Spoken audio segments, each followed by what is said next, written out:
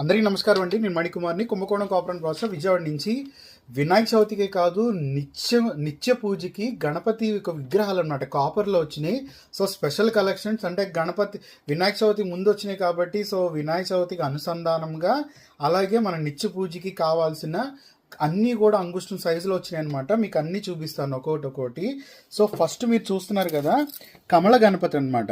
చక్కగా ఇక్కడ స్వామివారు సుఖాసనంలో కూర్చుని ఉంటారు. అలాగే ఒక చేత్తో ఉండ్రాల ప్లేటు స్వామివారు ఇక్కడ ఇవి ఇప్పుడు మీకు చూపించే అన్నీ కూడా కమలంలో కూర్చుని ఉంటారు. ప్లస్ అది కాక ఇంకోటి ఏంటంటే అన్ని సిద్ధి గణపతి అనమాట. అంటే ఇంట్లోకి పూజ చేసుకోవడానికి ఈయన వచ్చేటప్పటికి మనకు ఒక రెండు అంగుళాలు బాగా వస్తున్నారనమాట. అంటే 2 అంగుళాలు ఉంటారండి.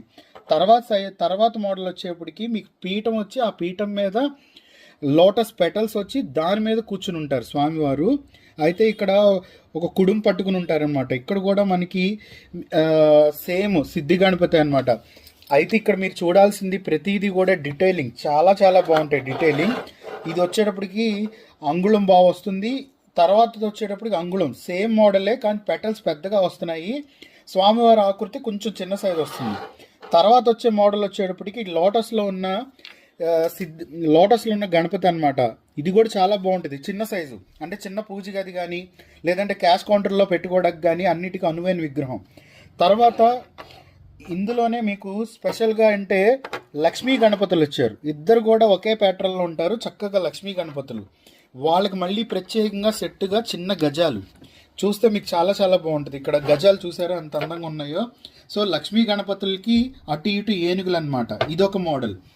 సో తర్వాత వచ్చేటప్పటికి మీకు గణపతికి ఏనుగుల్లో ఇది ఇంకో మోడల్. అంటే ఆల్రెడీ రిపీట్ అయిందనమాట.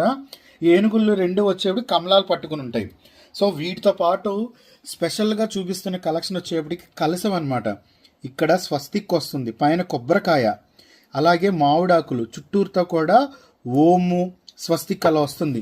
మీరు క్లియర్గా జూమ్ చేసి చూపిస్తున్నాను, ఒకసారి చూడండి ఎంత క్లారిటీగా ఉందో. ఆ కొబ్బరికాయ కానీ ఓంకారం కానీ మామిడాకులు కానీ సో చాలా చాలా బాగుంటుంది అనమాట.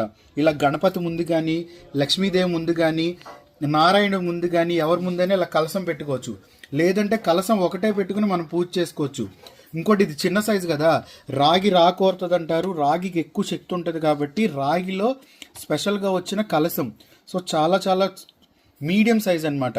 సో ఇవన్నీ కూడా చిన్న పూజ గదికి పెద్ద పూజ గదికి అనువైన విగ్రహాల కలెక్షన్స్.